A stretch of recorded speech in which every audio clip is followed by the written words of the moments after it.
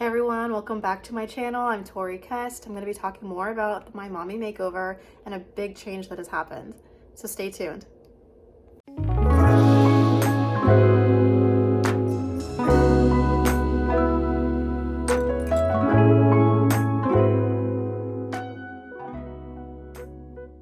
Hi everyone, thank you for coming back to continue this journey with me, this journey of a mommy makeover. I'm so excited to be sharing this with you. So there have been some changes. Miss Smarty Pants over here. I have been doing some more research and watching some more videos. Thank you for those of you who create videos of your life and you're open to share it with people on YouTube or on Facebook or through posts or social media. I really appreciate what I have learned, and I'm sure other people are learning from you as well. And that's why I'm here, to make friends, build a community, and learn and teach. So we're all in this together. So what have I learned? What has Tori Kest learned? Okay, let me come at this a different angle. Have you ever seen the movie Now and Then? I think it came out like in the early 90s. Well, there's one of the characters. Excuse me, my cat is eating my foot. Don't do that.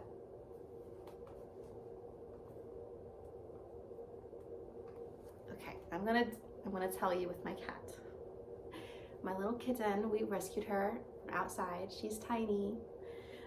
Okay, so the movie Now and Then came out like in the 90s, and there was a character who was growing up and she did not like her boobs growing in. She hated it, and she wore tape around her chest so they wouldn't grow.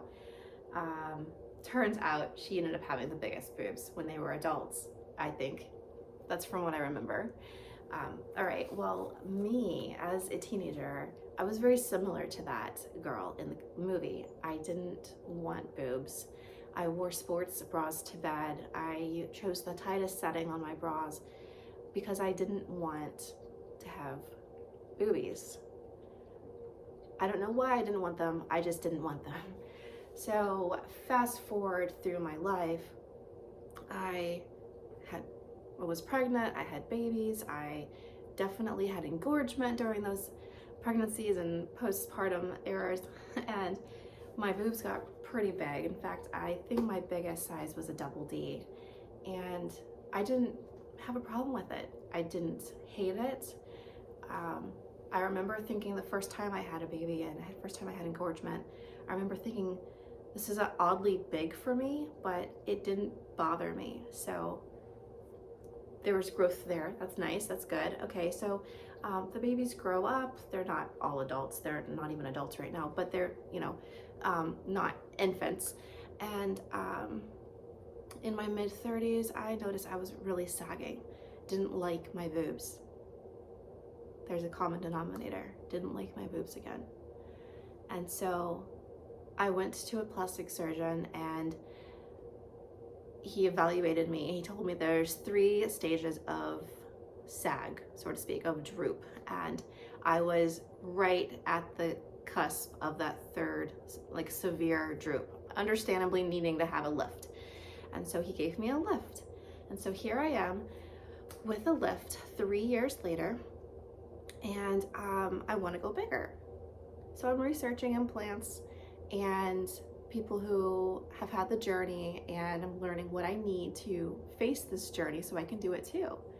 I posted about sharing my journey on Facebook, and one of my friends told me about breast implant illness, and so I asked her, please tell me more about your story. I've never heard about this. And breast implant illness, I don't even know how to describe it because I haven't had it. But my friend had implants for a number of years and she was fine, and then all of a sudden she wasn't fine, and 6 years later she had her breast implants removed, and then everything was fine again. So she knows it was the implant. So then I dived deeper into researching about breast implant illness, and I found this amazing TED Talk. Wanted to just do a quick shout out to Laura Miles, the TED Talk. I encourage you, if you're interested in getting breast implants, go watch this TED Talk before you do, just so you have, you know, all the different angles of the story of what it's like to have implants. So basically, there are heavy metals and a number of chemicals, including arsenic, inside of these implants that we're putting in our bodies. And for example, heavy metals. I'm allergic to copper. It's a very rare thing to be allergic to, but I'm allergic to copper. If I have a pink gold ring on, my skin will, I start to get a rash, it will get really itchy, and my skin will be super dry, and it will have a red mark. And I can't have pink gold because it's a blend of gold and copper. Excuse me, my cat keeps playing. She's a little baby. And one thing I remember picking up from these videos that I watched is that if you are already suffering from something like anxiety or depression or something, it will make it worse. So breast implant illness will make it worse. I'm like, okay, well, I've suffered from those things in the past. I don't want to suffer from those things again. And I still have social anxiety from time to time. I don't want that to be worse. And here's the kicker for me. I was looking at this list, and this might sound completely silly compared to all the things on that list, but what completely changed my mind from getting implants, yes, that you heard me, I am not going to get implants. I'm sorry if that offends anyone. I'm not here to offend anyone. I'm just here to share my life story with you. But the number one thing is insomnia. Breast implant illness can cause insomnia. Now, I suffered from insomnia when I was on some antidepressant medicine, and it was the worst. I can't stand it. So I am certainly not going to be getting breast implants if that's going to cause insomnia. Okay, so there is another video that I watched, or a couple videos by Christine Pistone, and I'm sorry if I said your name wrong. She used to be a model. She's absolutely drop dead gorgeous. She used to have implants, and she had them, you know, with implants you have to maintain them. You have to get them replaced every so often. So she replaced them, and then she started having some health issues, and she says something that I'm going to quote, and this is what I'm standing behind because it just makes sense. Health comes first. Health comes first. If there's a risk of the breast implants causing harm to my body, then I'm certainly not going to do it, because I'm turning 40, I'm a mother, I am the happiest I've ever been in my entire life. Why would I jeopardize any of that to have bigger boobs? I'm gonna have to make peace with what I have, and that is that. And I'm satisfied. It's not that I'm depressed and I'm crying or mad or whatever. No, it's that I was just wanting to be voluptuous. You know, who doesn't want to be sexy? But I'm not going to take that risk. So the other options are fat transfer. Okay, so I looked into fat transfer, taking fat from one area and putting it here, and you know, it's still from my body. It's not a foreign chemical, not a heavy metal. So I researched that, thinking, okay, this might be my option. And I chose not to do that. I'm sure fat transfer works for many hundreds of people. That's totally fine. I'm not going to do that because it's not that serious. It's not that serious. One video series that I watched, I forgot her name, but she had implants, she removed them, she did a fat transfer to her breast. She went in after a couple years for what is that screening that you have for breast cancer? It starts with an M, mammogram, I think. She went in for a mammogram, and the doctor said, you have so many like dark spots on the x-ray or on the film that came from the cells kind of like hardening together, the lumps from the fat transfer. We will never know if you have breast cancer or not, because those lumps that form from the fat transfer they kind of look like breast cancer in a film. So she was like, I have to cut my breast completely off and start over, and which she didn't want to have implants. So it's pointless. It's pointless. So that's a lesson that I'm just not going to do it. I'm going to make peace with what I have. So that's the big change of plans when it comes to my surgery. I'm still having the tummy tuck and the abdominoplasty because that's the whole point.